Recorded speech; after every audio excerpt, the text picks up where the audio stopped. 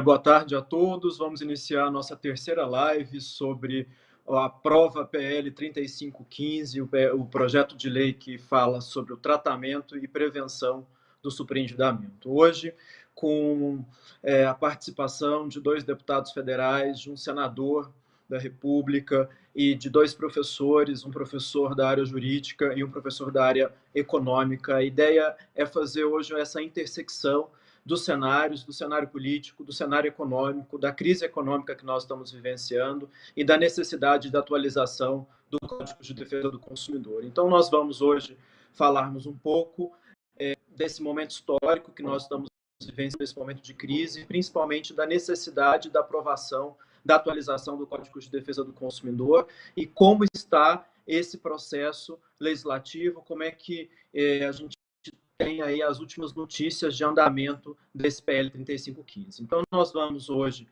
falar do Franco Cartafina.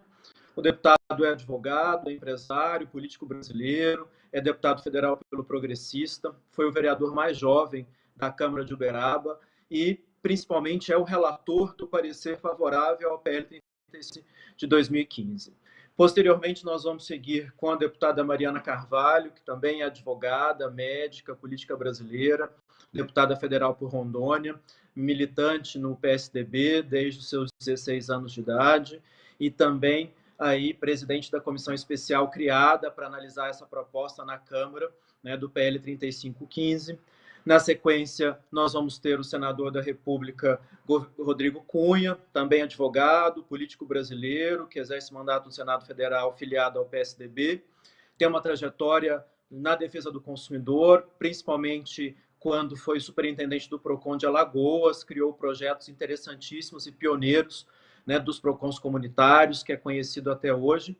E, ao final, nós temos 2 grandes professores, né, professores renomados, o professor Manuel Henriquez Garcia, nosso professor Manolo, economista, professor sênior da FEA, da USP, é um dos autores de um dos livros mais conhecidos da economia, que é Os Fundamentos da Economia, e presidente da Ordem dos Economistas do Brasil. E, ao final, o nosso ex-presidente do Brasilcom, Bruno Miragem, né, atual vice-presidente no Instituto Brasileiro de Política e Direito do Consumidor e professor da Universidade Federal do Rio Grande do Sul. Então, a gente vai iniciar com o deputado Franco Cartafina, que vai nos contar um pouco sobre a história desse projeto, né, como é que está aí. Inicialmente foi marcada uma votação no dia 11 de março, né, a votação do relatório, e ela foi adiada em relação de uma reunião que foi convocada pelo presidente Rodrigo Maia para uma discussão dessas medidas de prevenção do coronavírus, né? Nós convidamos, inclusive, o presidente Rodrigo Maia. Ele inicialmente aceitou o convite, mas teve um compromisso agora de última hora, teve que presidir uma sessão e ele não pôde participar da nossa live. Então, a gente ficou aí na expectativa da presença dele. Acho que o deputado ele caiu e a gente vai começar então com a deputada Mariana Carvalho, né, que vai contar aí um pouco sobre essa presidência dela, da comissão especial e de todas essas questões relacionadas aí ao projeto do superendividamento.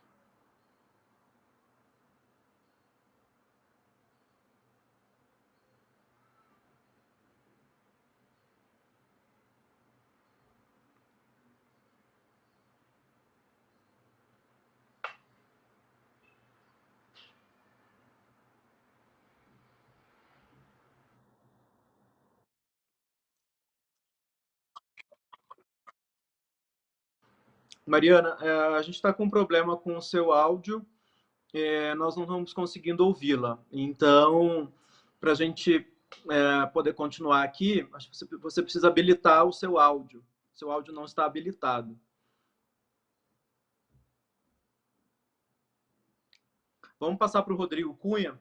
Rodrigo, vamos falar um pouco aí da sua trajetória, né, no direito do consumidor, né, dessas vivências todas que você teve aí e como é que está essa luta aí pela aprovação do PL 3515, né, você que conhece muito bem a defesa do consumidor brasileiro e principalmente aí essa trajetória, né, sua em frente aos PROCONs.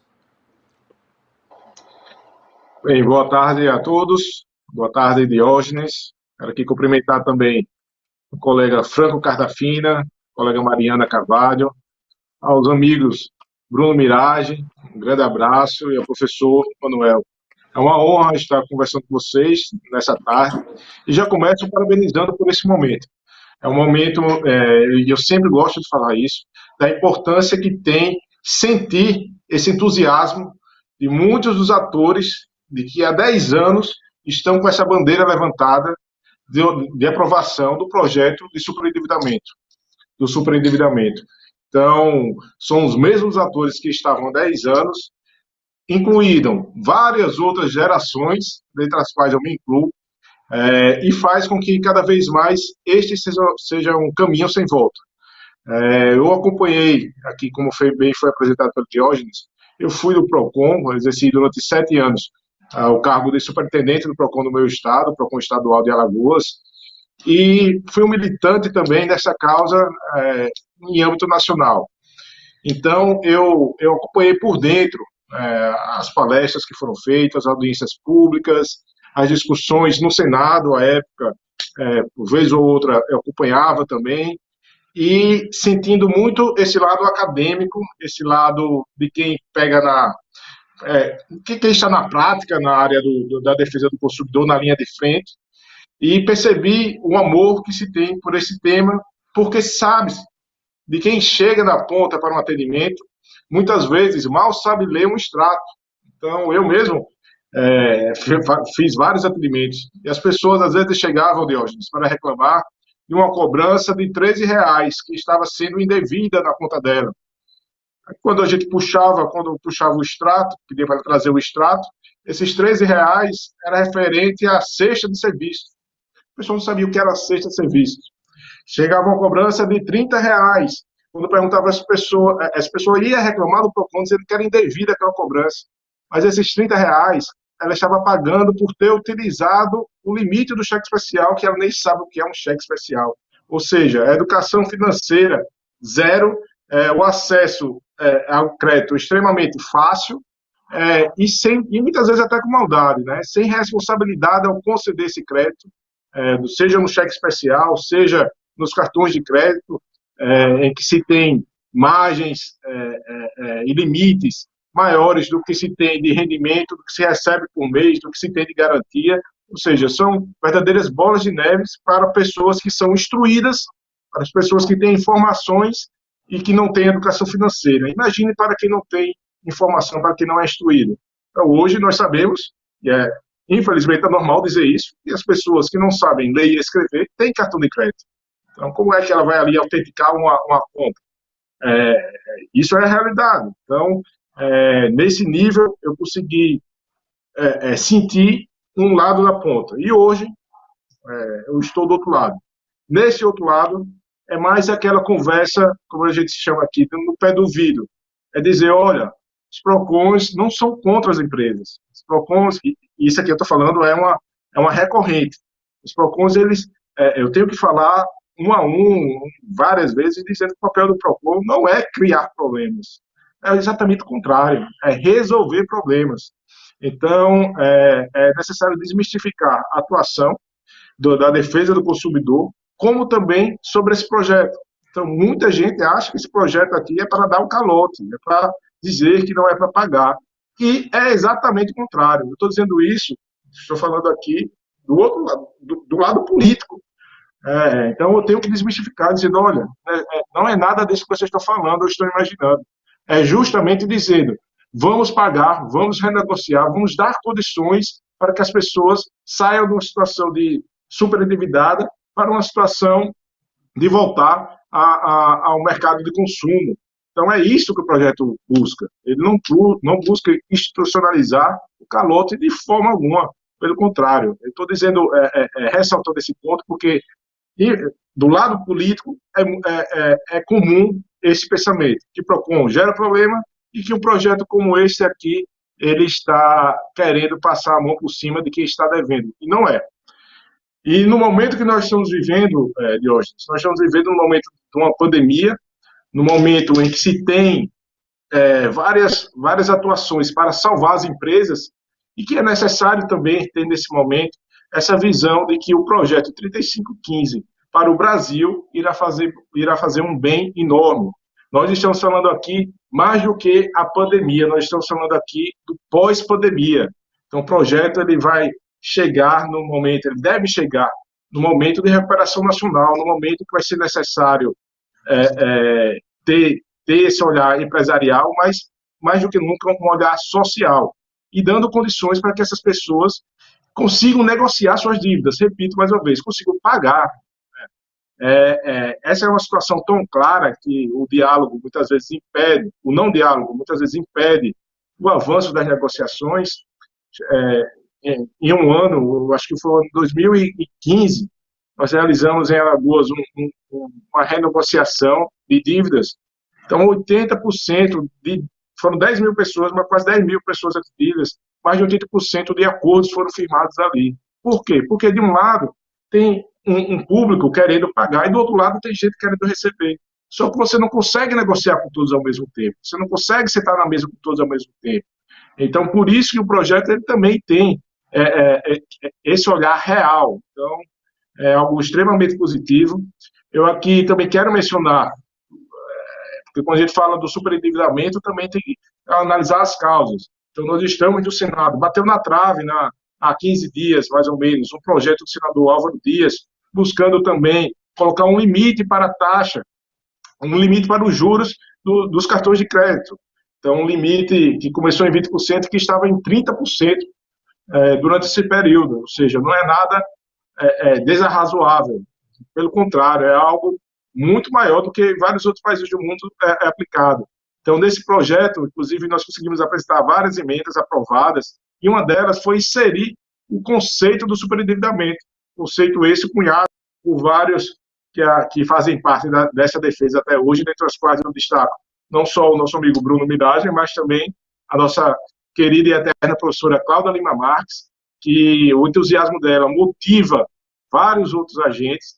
Ela me ligou há 2 semanas dizendo: Rodrigo, é possível você falar com o líder do partido tal na Câmara dos Deputados, porque ele trave o pedido de urgência, eu acho que é isso que o nosso amigo Franco vai falar e a Mariana, o pedido de urgência que foi feito para colocar em votação esse projeto. Então, a professora Cláudia, no alto de tudo que ela já conquistou, no alto de tudo que ela já contribuiu para o país e para esse projeto, se preocupa em chegar e ligar para um para falar com um deputado de São Paulo sobre algo que ela sabe que fará bem para o país, que será um legado deixado por todos esses ativistas. Então, isso motiva bastante. Então, eu ressalto ela, porque ela, para mim, é a maior referência na defesa do consumidor, me influenciou bastante. É uma grande entusiasta, né, do nosso... Referência no mundo inteiro, que já deixou vários ensinamentos para várias gerações se preocupar com esse miudinho que a gente fala, mas um miudinho necessário. Então, um momento como nós estamos discutindo aqui, de tornar isso público, de tentar socializar, porque todas essas informações são repassadas para várias pessoas que estão assistindo, mas mais do que isso, fica também salvo e pode ser replicado, essa é uma luta constante. Repito, não é para passar a mão do consumidor, tem um consumidor específico, né, aquele consumidor que entra ou por um acidente da vida, ou por situações realmente que não seja a sua, que não esteja agindo de má fé. Então, é para esses consumidores que nós estamos falando. Por isso, um projeto como esse tem não só o meu total apoio, mas a minha dedicação, por ter visto o que há do lado de fora e por saber o que é. Estive várias vezes com o presidente Rodrigo Maia, que é o presidente da Câmara. Nós conseguimos, inclusive, depois de uma reunião com ele, que fosse criada a comissão especial, que há muitos anos, há 4 anos que estava para ser criada e não foi, e foi criada. Eu tenho aí o Franco Cartafina como relator, a Mariana como presidente, conduziram o país, realizando várias audiências públicas, e chegou no momento em que o presidente se comprometeu a colocar em votação em março, mas a pandemia surgiu, outras prioridades foram dadas, já retornamos novamente à residência oficial, dessa vez com o amigo Franco Cartafina, para ter um novo compromisso do presidente, e é essa notícia que eu acredito que o Franco vai passar aqui para Eu não sei o tempo, como é que está, Diógenes. Está monitorando, Tá. está bem, é um bate-volta, como é que você quer conduzir aqui? Seria Agradeço deixar... muitíssimo a sua participação, Rodrigo. A gente fica muito feliz aí da sua participação, né, em nome do Brasilcom, do Instituto Brasileiro de Política e Direito do Consumidor, e principalmente acompanhando aí, né, a sua trajetória nessa luta pelos hipervulneráveis, nesse projeto todo que você, durante há muito tempo, trouxe, né, em relação a esses PROCONs comunitários, a questão das crianças, dos idosos, e agora essa preocupação com o superendividamento. Então, muitíssimo obrigado aí pela sua participação. A gente está sempre à sua disposição no Instituto para que nós possamos juntos aí abraçar essa causa. Eu acho que estamos diante de um momento muito histórico, né? Ou seja, historicamente está muito próxima dessa grande luta, né? Ou seja, desde 2012 tramitando no Senado, desde 2015 na Câmara, estamos próximos aí de chegarmos a isso. Então, eu gostaria de chamar o deputado Franco Cartafina para ele contar um pouco, né, de como está esse momento aí dessa questão, porque a gente teve essa reunião que tinha sido marcada dia 11 de março e foi adiada em função do coronavírus, né, das medidas de prevenção e tudo mais, mas o deputado Franco Cartafina ele tem novidades aqui para nos contar, né, como relator aí do parecer favorável ao PL 3515. Bom, pessoal, boa tarde. Primeiro, dizer que é uma honra poder participar desse momento aqui com os professores, com o Brasilcom, com a querida colega Mariana e com o amigo senador Rodrigo. Na pessoa do Diógenes, quero abraçar também todos que estão nos acompanhando e, com certeza, os interessados na aprovação desse projeto são pessoas guerreiras aí que têm se mobilizado de forma bastante ativa nos últimos tempos, e eu agradeço porque é fundamental que isso aconteça para a evolução, né, para a sensibilidade principalmente lá na Câmara, e isso tem acontecido. O Rodrigo colocou muito bem, eu me sinto um privilegiado de poder estar na relatoria desse projeto, visto a tamanha envergadura do que isso pode atingir na sociedade brasileira como um todo.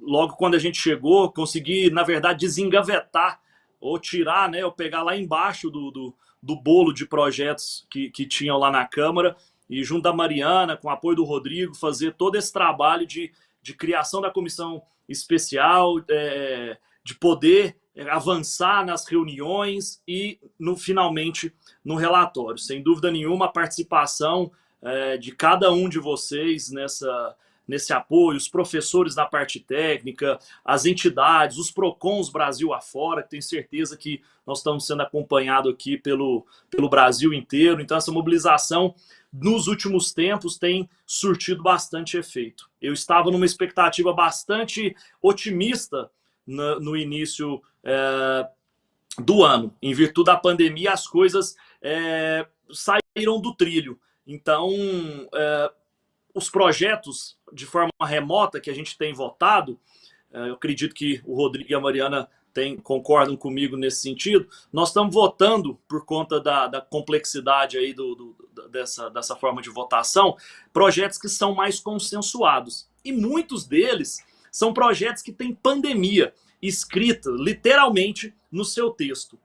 E na última visita que tive agora com o Rodrigo, e também relatei isso a Mariana, que fui lá representando a nossa comissão, a gente disse para o presidente, eu sei que está votando projetos que não tratam de pandemia especificamente, tá? A gente só está votando os específicos, mas esse, indiretamente ele ou diretamente ele é específico da pandemia, só não tem pandemia no nome. Se já era importante tratar cuidar daqueles cerca de 30 milhões de brasileiros superendividados, olha o quão importante a mais será, porque, infelizmente, teremos mais de 30 milhões no pós-pandemia. Então, com essa sensibilidade, trazendo essa leitura, com todos que estão se mobilizando, com os deputados dos seus estados, próprio pessoal que tem acesso ao presidente da Câmara, aos líderes, a gente entendeu que é primordial esse projeto. nesse momento, né? Principalmente nesse momento. E que nós vamos conseguir, sem dúvida nenhuma, ficar... Né, é um marco na história, é um marco no direito do consumidor, essas mudanças tão necessárias e há tanto tempo hibernadas, né, Diógenes, assim, para que acontecesse, para que evoluísse dentro da comissão, dentro da Câmara. Então, assim, já está na hora. 2012, nós estamos indo para 2021. Não tem cabimento. Eu falo que muitas vezes, às vezes a população na cidade fala, poxa, e os projetos que foram aprovados? Quando você trabalha, às vezes acaba o mandato, o projeto fica parado lá ainda.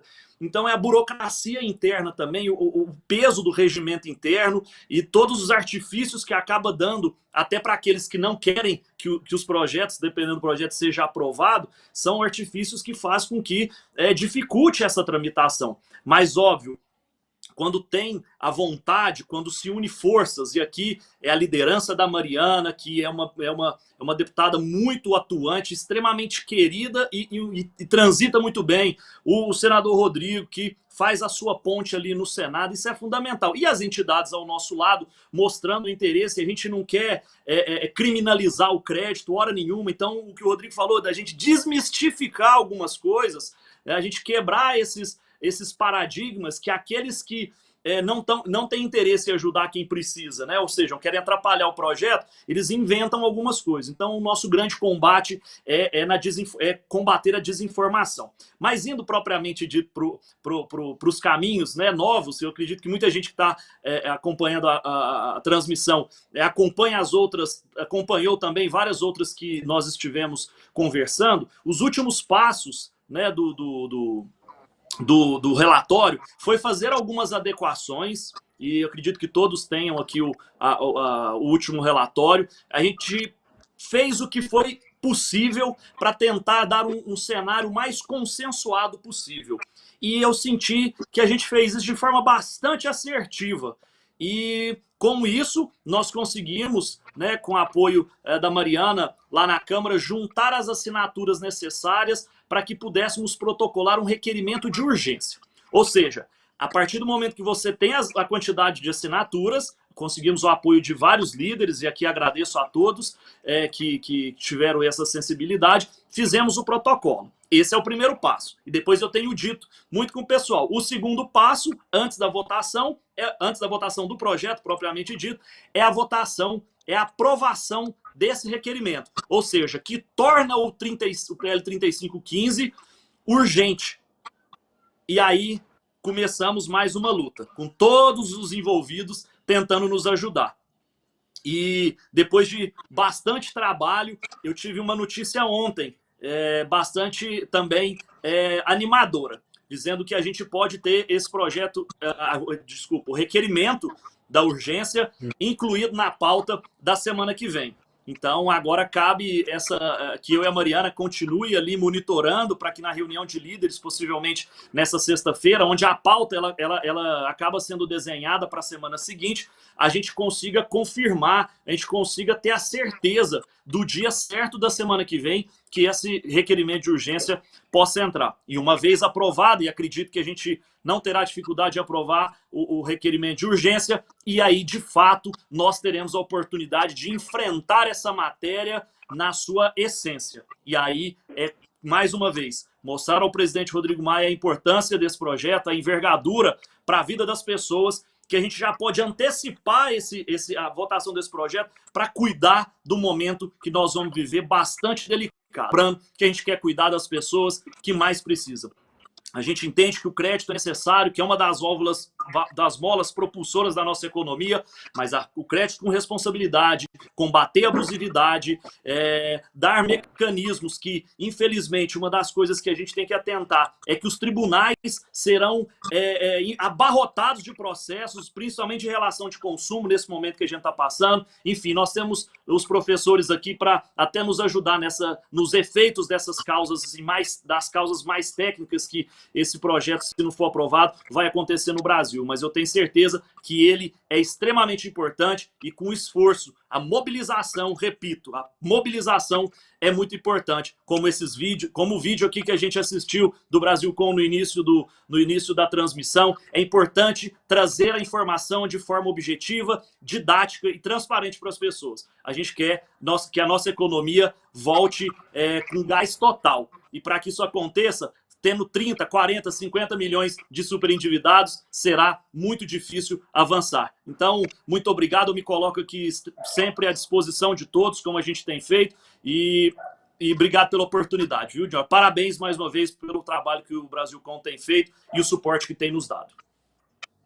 Muito obrigado, deputado, pelo apoio. Muito obrigado aí pelo apoio, inclusive na campanha, né, compartilhando os nossos vídeos, compartilhando os nossos banners, né, tudo que a gente tem feito aí pelo Brasilcom. O Brasilcom tem o superendividamento como um assunto muito caro, né, um assunto que está sendo estudado há muitos anos, de experiências que são experiências internacionais, né, de diretores que estão muito envolvidos aí com esse assunto.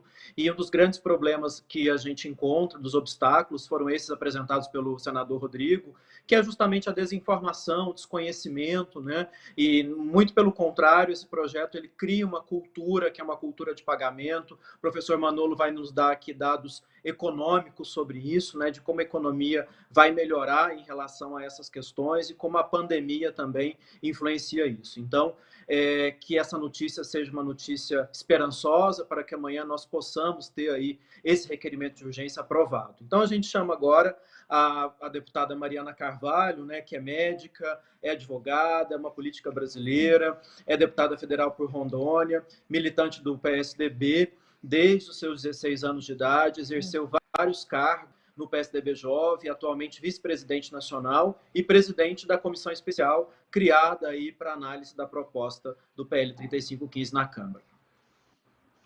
Obrigada. Agora acho que está funcionando aqui, o som acabou ficando falhado, mas eu quero agradecer muito, Diógenes, a oportunidade de poder ter essa conversa, esse bate-papo e principalmente com pessoas tão envolvidas no direito do consumidor, importantes para os direitos do consumidor, ainda mais nesse momento que a gente vive, onde temos uma grande preocupação com o aumento dos endividados e superendividados no nosso país. Então, quero aqui registrar também, agradecer ao querido senador Rodrigo, ele que tem um belo trabalho, tem sido muito atuante nessa área no Senado, e para a gente é um motivo de muita alegria, um jovem senador poder também abraçar com tanta força essa forma de defender principalmente o superendividado do nosso país.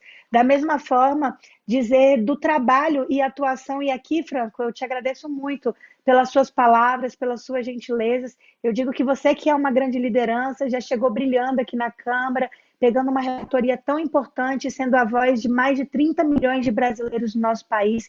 Isso realmente a gente tem que reconhecer, e não só aqui na Câmara, mas como os PROCONs, as pessoas têm que saber desse seu trabalho, desse seu envolvimento, do seu engajamento, principalmente nesse assunto.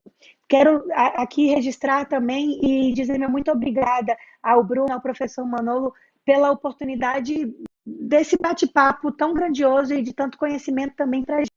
Nesse momento que a gente vive da pandemia, eu vejo que muitas vezes, e como foi dito pelo próprio Franco, que existe uma questão de quererem colocar prioridade só em projetos que tenham essa palavra pandemia.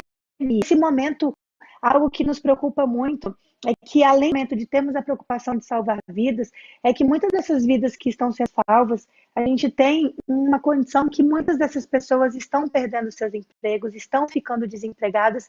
No meu estado de Rondônia, a gente fez um último levantamento, já eram mais de 40 mil pessoas que tinham sido demitidas. Isso de forma que a gente tem comprovado. Mas imagine quantas outras pessoas com seus empregos informais não estão tendo dificuldades, estão entrando por um superendividamento. E essa preocupação é algo que a gente precisa colocar. Não tem como a gente achar que é só votar projetos ligados à saúde ou que tenham a palavra pandemia sejam importantes. Então, nesse momento, não tem nada mais oportuno do que a gente colocar para pautar e aprovar esse PL.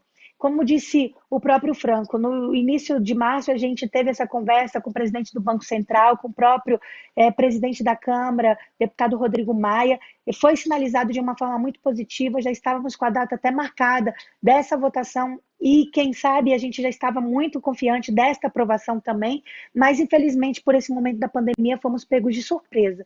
E isso é algo que a gente tem trabalhado e encontramos esse caminho desse requerimento de urgência. Foi um trabalho em conjunto, todos ajudaram. Quero agradecer aqui por todos vocês que se mobilizaram com os líderes, se mobilizaram com os deputados, os PROCONs também, para que a gente conseguisse essas assinaturas e nós conseguimos, através das nossas lideranças, e fazer com que este requerimento ele esteja para ser pautado. E como disse bem o deputado Franco, acho que semana que vem a gente pode ter essas notícias positivas dele ser colocado em votação e que a gente consiga essa aprovação. Mas, claro, o trabalho não pode parar, a gente precisa que os PROCONs estejam engajados com os deputados, com os parlamentares dos seus estados, fazendo com que haja mesmo essa grande mobilização e vejam a importância e o tamanho desse projeto. A gente sabe que nesse momento de crise que a gente vive, existe cada vez mais esse aumento e essa preocupação. Então, essa proposta ela vem ainda para acabar com uma condição que existia até mesmo de assédio, um assédio abusivo que existe nesse mercado, que sejam de ligações ou da forma, falta de informação, falta de conhecimento, e às vezes são propostas muito vantajosas e que as pessoas acabam levando-se a cair nessas ciladas e que acabam aumentando as suas dívidas. E como eu digo, e sempre a gente tem falado sobre isso, a gente entra num momento que as pessoas ficam na dúvida se elas não sabem se compram a comida de casa ou se elas pagam aquele boleto ou aquela sua conta. E a gente tem que dar uma prioridade ainda mais nesse momento. Então, ele é um projeto que tem tudo a ver com esse momento de pandemia, ele tem que ser priorizado e por isso eu quero me colocar mais uma vez à disposição e parabenizar vocês também pelo empenho e aqui agradecer a professora também querida Cláudia, doutora Cláudia, que nós somos fãs, nós que somos ligados ao direito do consumidor, estamos sempre acompanhando, aprendemos muito com ela e deixar também aqui uma obrigada, querida Sofia, que a Sofia tem sido também uma guerreira na frente desse movimento junto com todos nós. Então, aqui me coloco a essa disposição e que semana que vem a gente possa ter aí notícias favoráveis para que a gente consiga fazer com que seja votado esse requerimento de urgência no plenário aqui da Câmara e em breve que a gente possa estar colocando também o mérito em pauta e que a gente consiga fazer com que a aprovação seja feita o mais rápido possível. Então, agradeço muito essa oportunidade, esse espaço para a gente debater um tema tão importante do superendividamento no Brasil. E como disse, principalmente o título desse encontro, o superendividamento das famílias e o direito de recomeçar. Todos têm o direito de recomeçar, é algo essencial, precisamos dar esse direito às pessoas, que elas possam recomeçar a sua história, recomeçar a sua vida, porque é muito triste saber quantas pessoas estão vivendo em depressão, vivendo sem condições, muitas vezes, de levar o seu alimento pelo superendividamento. Muito obrigada a vocês. Muito obrigado, deputada Mariana. Nós, no Brasilcom, estamos sempre à sua disposição, aí, né, fizemos um trabalho em conjunto de mobilização desses líderes, né, inclusive de contatos com vários deputados, para que nós pudéssemos ter aí esse requerimento de urgência e tudo mais. E uma coisa muito importante, né, a deputada falou em salvar vidas, né, e dentro da palavra dívida, nós temos a palavra vida, que é um dos slogans aí, né, da nossa campanha do hashtag Aprova PL 3515, ou seja, salvar vidas é incluir novamente esse homem, né, econômico que está ficando alijado da sociedade. E agora eu vou chamar o professor Manolo, né, que vai nos dar dados assim econométricos, que vai nos dar dados econômicos e precisos aí sobre a necessidade da aprovação mais rápida possível desse PL 3515. Ele é o presidente da Ordem dos Economistas, né, do Brasil. Bem, Diógenes, em primeiro lugar, é um prazer estar participando com os deputados Mariana Carvalho, com o deputado Franco Cartafina, com o senador da República, Rodrigo Cunha, e com o professor Bruno Mirage.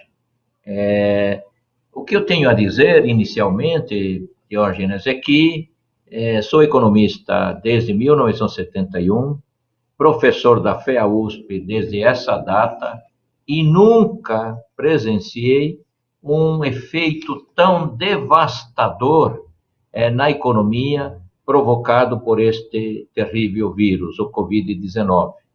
É verdade que devemos fazer uma pequena contextualização, dizendo que o problema é um problema mundial. Estamos com uma pandemia do coronavírus mundial e as economias mundiais estão fortemente sendo afetadas. Os Estados Unidos da América deverão ter uma queda no nível de atividade denominado Produto Interno Bruto de perto de 7% neste ano de 2020. A zona do euro terá necessariamente um efeito maior. A previsão de queda no Produto Interno Bruto é de 9%. E o efeito na China será ligeiramente positivo. A previsão de crescimento na China é de 1,5%. O efeito do coronavírus é diferenciado entre países. Ele afeta mais os países emergentes. O Brasil é um país emergente, depende muito do comércio internacional, vamos ter sérios problemas na balança comercial, embora ela vá continuar sendo positiva ao longo do ano, mas o volume exportado será muito menor do que aquele inicialmente previsto. Esse efeito também é diferenciado quando nós olhamos o efeito aqui dentro do Brasil sobre o nível de atividade, sobre o emprego e sobre a renda. Há uma parte de servidores públicos, de funcionários de empresas, de aposentados, que não estão em situação de perder o seu emprego. São contingentes expressivos, é verdade. Mas há um outro contingente que já desde os primeiros momentos do tempo, principalmente a partir de março, já precisou de ajudas governamentais para poder ter o café da manhã, para poder ter o almoço e o jantar. É o auxílio emergencial de R$600 que está sendo colocado para essas pessoas. Então, os dados mais recentes, de ontem, anteontem, do IBGE, e um dado que acaba de sair agora há pouco do Banco Central do Brasil, estão mostrando o tamanho do estrago que o Covid-19 está causando no nível de atividade na economia brasileira. As pessoas tiveram que permanecer em casa para permanecerem vivas, e com isso houve uma grande retração em algumas demandas, principalmente aquelas demandas relacionadas com as famílias. Temos números espetacularmente negativos.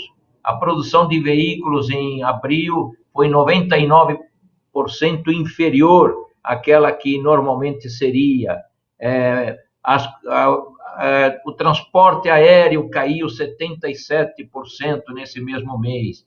A indústria, olhando os números anuais, caiu 27,2%, e os dados do comércio varejista ampliados também caíram um número muito parecido, 27,2%. O Banco Central do Brasil acaba de divulgar a previsão de crescimento da economia e está dizendo que já no anualizado deste ano, pegando um ano todo, nós temos 15,3% de queda no Produto Interno Bruto. Nós estamos indo, neste momento, segundo os dados do Banco Central, para o ano de 2006. Estamos perdendo 14 anos em termos de produção de riqueza em nosso Brasil. E aí nós temos que pensar que esses números, a partir de maio, e estamos em metade de junho, esses números serão muito piores do que estes que estamos observando nesse momento do tempo. Os dados do CAGED estão mostrando que houve uma perda de 1,1 milhão de empregos formais com carteira assinada. Infelizmente, este é o começo de uma grande devastação que está ocorrendo na despesa das famílias e está ocorrendo, por conseguinte, no nível de atividade, os mais variados setores da economia. O único setor da economia que está indo bem e terá um valor positivo neste ano vem a ser o agronegócio, que tem uma estimativa de crescimento de 3,6% para este ano.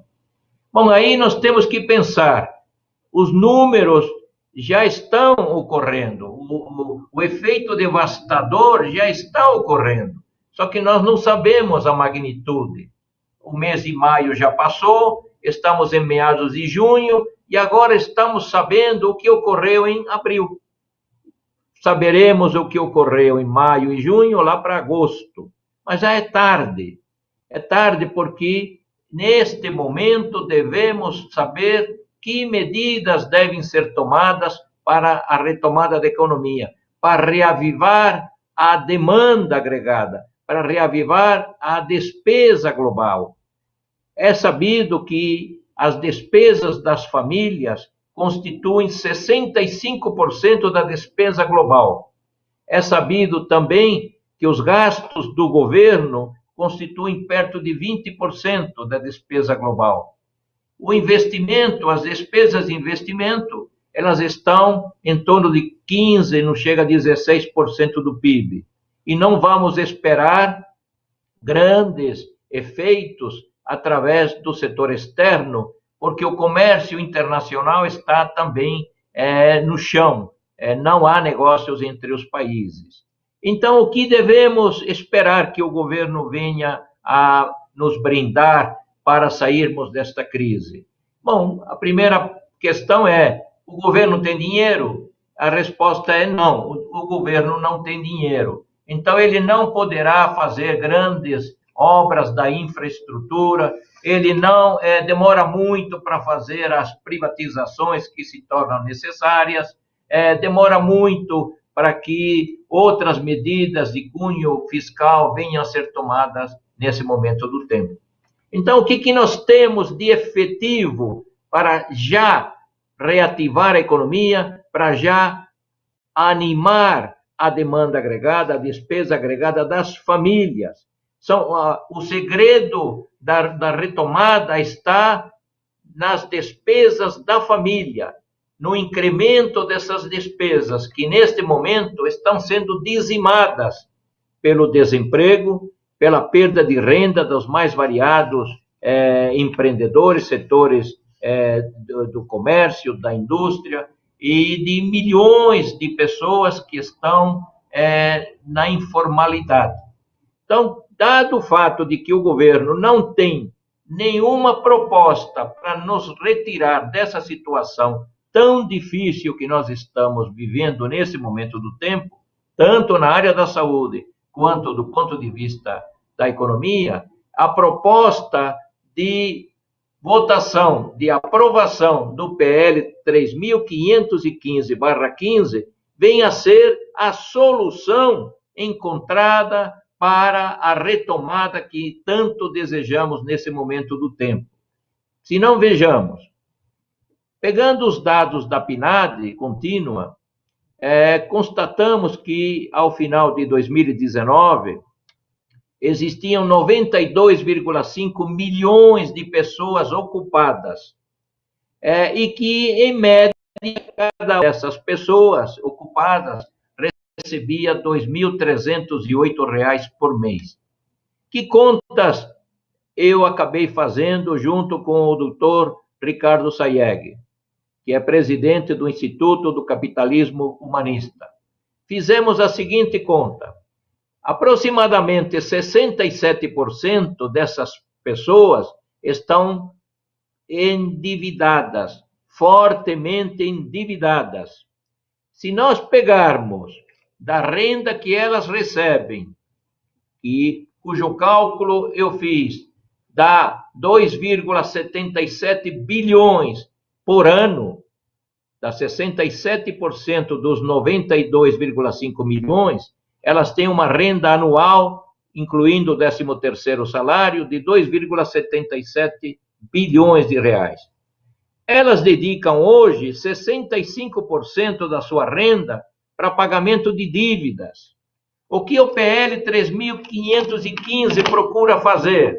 O que ele procura fazer é inverter esse percentual. Ao invés das famílias direcionarem 65% da sua renda para pagamento de dívidas, vamos direcionar 35% dessa renda para pagamento de dívidas e vamos dar, por conseguinte, mais 30% para que elas possam aumentar os seus ganhos, os seus gastos, em bens de consumo necessários para a sobrevivência. Isso, do ponto de vista econômico, significa dizer que a propensão marginal a consumir se altera de 0,35 para 0,65. E isto tem um efeito extremamente forte sobre a demanda agregada, sobre a despesa agregada das famílias. Significa dizer que, ao invés de gastar 647 bilhões de reais em bens de consumo familiar, as famílias passarão a gastar 1,2 trilhão de reais em bens de consumo familiar. Ou seja, haverá um incremento de 555 bilhões de reais nas mãos das famílias e elas utilizarão esse dinheiro para comprar bens e serviços necessários para a casa. E com isso elas darão melhores condições de dignidade humana para si e para todos os seus filhos. Então, é extremamente importante, porque é a única carta do baralho que temos para a retomada do crescimento econômico. O governo não tem apresentado propostas para a saída desta crise. E o projeto 3.515 é a proposta. Tenho certeza disso, Diógenes e meus caros deputados e senadores da República. Muitíssimo obrigado, professor Manolos.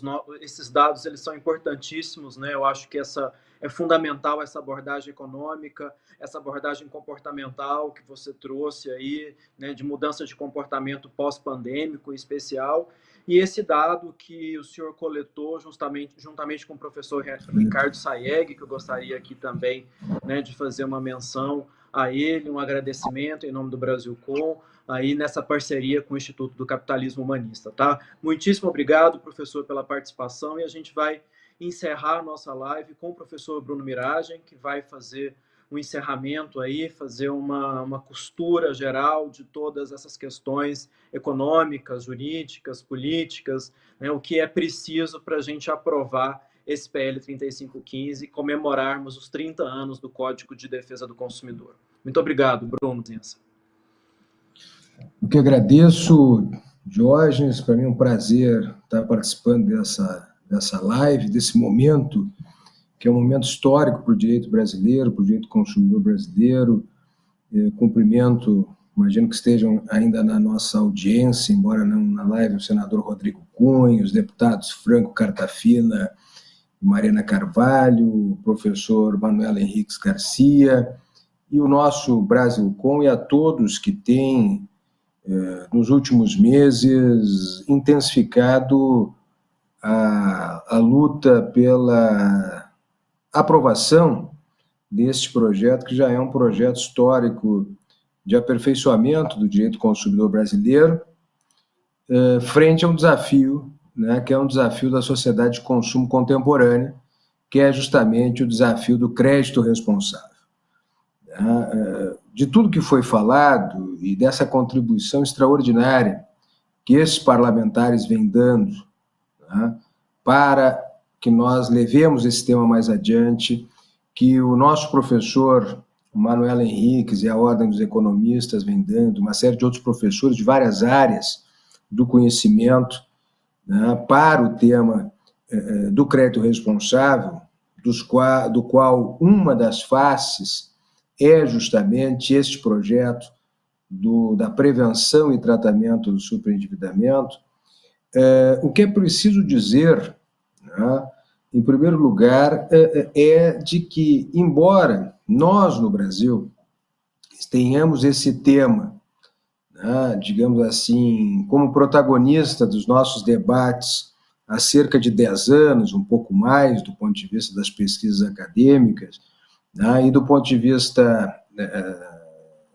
da tramitação legislativa há cerca de 8 anos, o fato é que o conteúdo desse projeto não é novidade, né, nos países mais avançados do mundo, né, nos países civilizados, né, os chamados, o que nós chamávamos ainda numa terminologia do século passado, os países de primeiro mundo, né, os países com um capitalismo avançado, um capitalismo moderno, um capitalismo que justamente reconhece o papel do crédito como fomentador da própria atividade, do trabalho, da geração de riqueza e renda, da geração de empregos para as pessoas, né? Estes países, e aqui vale citar tanto os Estados Unidos da América, o Canadá, a Alemanha, a França, né, para dar alguns países que, em alguma medida, se ocupam especialmente ou com prioridade da disciplina do crédito e do crédito responsável. E por que isso? Porque justamente hoje, num sistema econômico que se funda especialmente no crédito para o consumo, né, que é um fator decisivo para que toda a economia se mova, como bem colocou o professor Manuel Henriques Garcia, nós termos uma disciplina que, observem, não é uma disciplina que engessa o crédito, não é uma disciplina que dificulta a concessão de crédito, ao contrário, é uma disciplina que torna toda a cadeia de fornecimento do crédito e cumprimento dos contratos de crédito possível. A rigor, né, quando nós falamos em prevenção ao superendividamento, que é uma das linhas deste projeto em discussão no Congresso Nacional, nós estamos falando fundamentalmente, né, na disciplina de um dever, que é o dever de esclarecimento, de informação aos consumidores, né, um dever de lealdade concretizado, né, dizer-se que a publicidade não possa ser enganosa em específico, né, prevendo algumas hipóteses, definindo informações que devem ser prestadas de forma efetiva e não apenas formal. Né?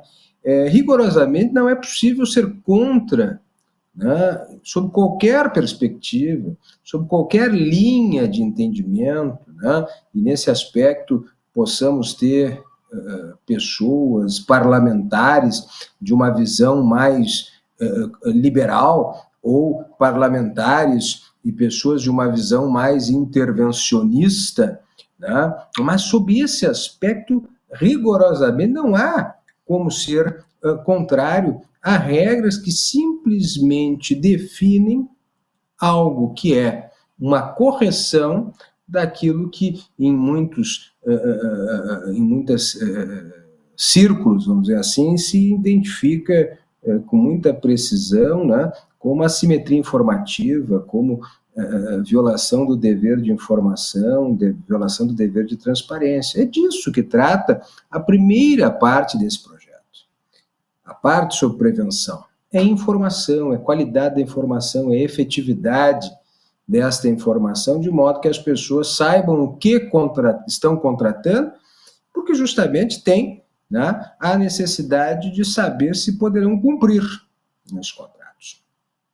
Por outro lado, a segunda parte do projeto, esta, como foi muito bem colocado pelos eminentes parlamentares, pelo senador Rodrigo Cunha, pelo deputado Cartafina, pela deputada Mariana, também pelo professor Manuel, a segunda parte do projeto, se antes do período que nós estávamos vivendo, né, da pandemia, que seguramente é o maior desafio da nossa geração, se antes desse momento ele já se justificava por N razões, pelas próprias características do consumo do crédito brasileiro, né, por certos abusos que ocorreram né, em relação à concessão de crédito, premindo, né, premindo as pessoas, né, em relação à própria capacidade, e no sentido próprio aqui da expressão utilizada de título desta live, do direito de recomeçar, que não é um título original, ao contrário, é um título que tem a sua origem do próprio direito norte-americano,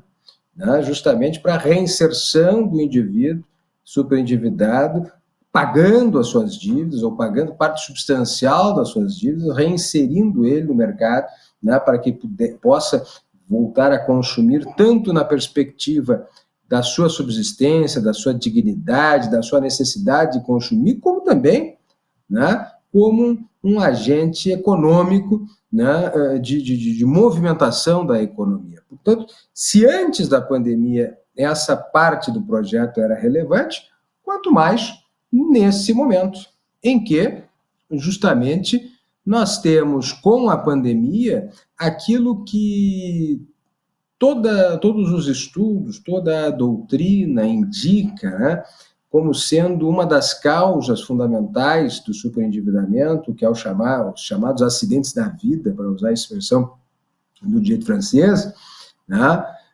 Esses acidentes da vida, que eram casualidades que ocorriam na vida comum, né, e que são muito conhecidos, o desemprego, né, a doença, o óbito na família, enfim, aquelas hipóteses todas, de fato, que geravam uma perturbação do orçamento, do equilíbrio, da equidade orçamentária das famílias.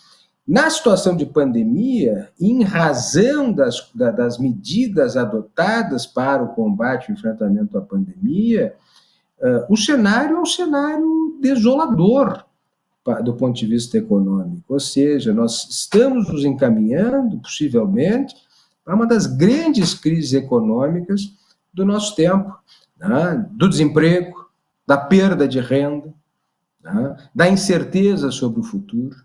E, neste contexto, esse projeto, né, na parte relativa ao tratamento do endividamento, ele tem um caráter também decisivo para a própria saúde do sistema financeiro. Porque de nada existe o crédito, de nada adianta existir o crédito, se esse crédito não faz ser, ou não tem a capacidade ou a aptidão de ser adimplido pelos devedores. É aquela velha frase, ou aquela velha máxima, que se reputa, né, a um banqueiro americano, quer dizer, quando a dívida é muito grande, o problema deixa de ser do devedor e passa a ser do credor, né? Portanto, quando a dívida é muito grande, quando o número de superendividados são muitos, é um número muito elevado, nós não temos um problema necessariamente tópico individual, mas um problema sistêmico. E é esse problema que, na perspectiva tópica, né, dos casos de superendividados, o tratamento da indicação por lei de um dever de renegociação, né, e um dever de renegociação regrado, um dever de renegociação que passa pela participação de um terceiro, né, de um terceiro desinteressado que possa compor os interesses, segundo parâmetros definidos na norma, quer dizer, não são parâmetros arbitrários, quer dizer, o projeto indica parâmetros objetivos, né, seja em termos de percentuais de comprometimento de renda, que podem ser objeto de discussão, mas percentuais objetivos, né, de um procedimento objetivo para essa renegociação, um procedimento que é judicial, sem prejuízo, né, da possibilidade de uma conciliação, e da definição de um plano que também é objetivo de pagamento. Tudo isso nos indica uma preocupação fundamental com a segurança, com a certeza, né? Certeza do estabelecimento, segurança quanto ao estabelecimento de um plano de pagamento que possa efetivamente ser cumprido, ou seja, não um plano de pagamento de qualquer modo, de forma arbitrária, que porventura venha a ser celebrado para dar lugar a um segundo descumprimento, a um segundo inadimplemento.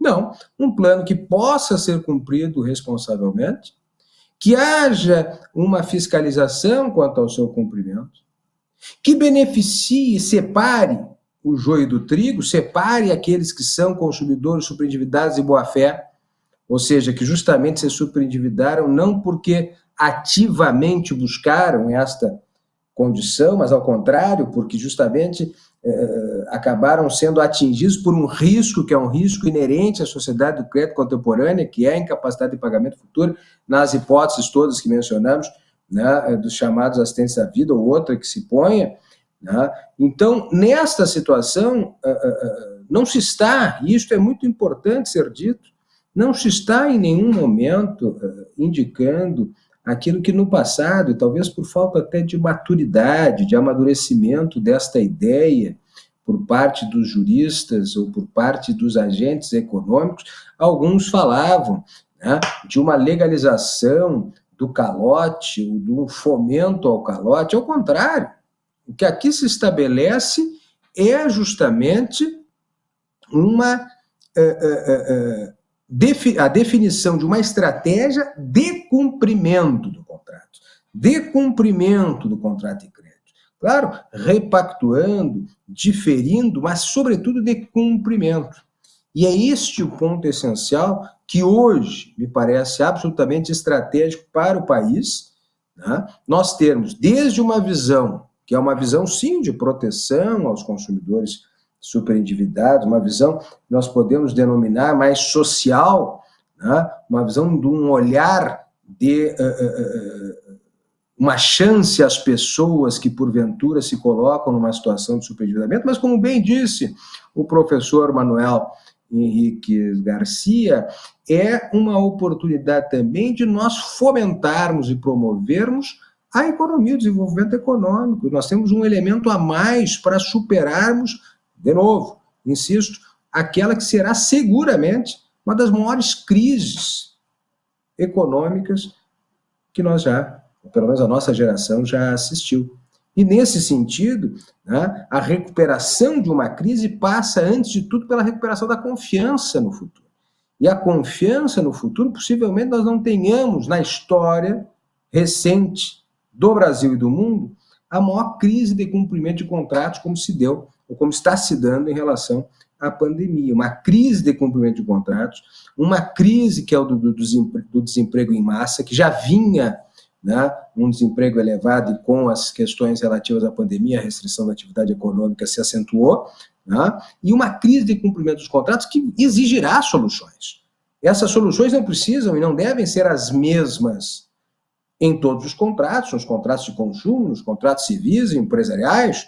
Agora, observem que uma solução que existe desde sempre na atividade empresarial, especialmente, que é justamente a perspectiva de uma recuperação da atividade econômica, de uma recuperação da atividade empresarial, ou até hoje, né, da recuperação digamos assim, da manutenção das unidades produtivas saudáveis e de uma atenção aos credores em relação ao restante do patrimônio dos eventuais devedores, seja na recuperação, mas sobretudo também na falência.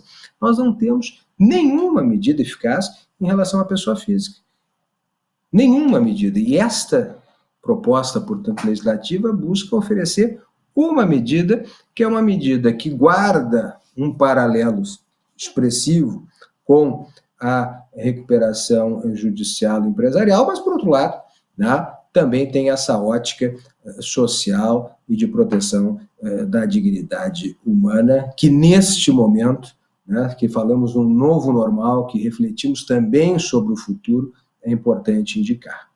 Seria essa a minha contribuição, cumprimentando mais uma vez o nosso Brasilcom, Diógenes, que tem feito um trabalho extraordinário na liderança desse esforço do Brasilcom pela aprovação desse projeto, também outros associados, Sofia, que tem uma atuação muito firme aí no Congresso Nacional, Vitor Hugo, está atuando muito fortemente também na nossa direção do Brasilcom, cumprimentando a todos por esse grande esforço e torcendo para que a gente tenha sucesso nessa empreitada.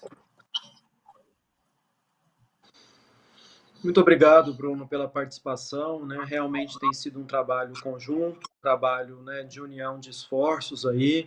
Como o professor Manolo nos adiantou, né, estamos num momento aí de colapso financeiro imenso e uma situação extremamente delicada, né, nesse momento, com essa crise, uma crise social, uma crise econômica, uma crise de total incerteza, né? A gente tem poucas certezas, e uma das certezas que a gente tem é que nós sairemos mais pobres de tudo isso, mais endividados, e a necessidade, né, ela é real de aprovação desse projeto. É por isso que o Brasilcom abraçou essa causa, né, com todo o empenho, com todos os seus diretores, com todo o seu núcleo aí de atuação.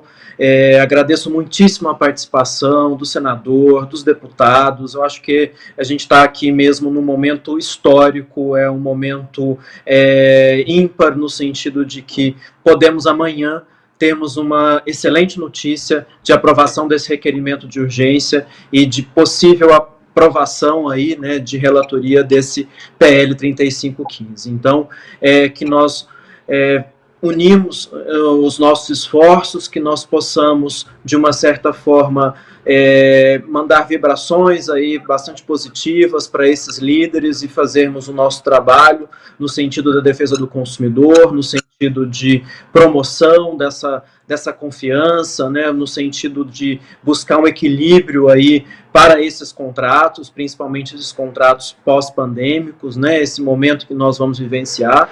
A gente tem poucos modelos, né, assim, poucos países estão passando por esse momento. Acho que China, Coreia do Sul estão repensando, existe toda uma mudança da lógica de mercado, uma mudança total do comportamento do consumidor, uma mudança total que vai importar, sim, uma nova legitimidade, né, uma nova proteção ao consumidor e demonstrar principalmente essas limitações humanas, nossas vulnerabilidades, e dessa vulnerabilidade principal, que é essa vulnerabilidade que vem desses acidentes da vida, dessas questões ali relacionadas ao bem-estar, e principalmente esse direito de recomeçar, né? Esse direito de o homem ser a medida de todas as coisas, né? O consumidor está no centro desse eixo gravitacional imenso todo, desse microsistema de defesa do consumidor, desse macrosistema constitucional. Então, contamos com os esforços dos nossos parlamentares. Agradeço muitíssimo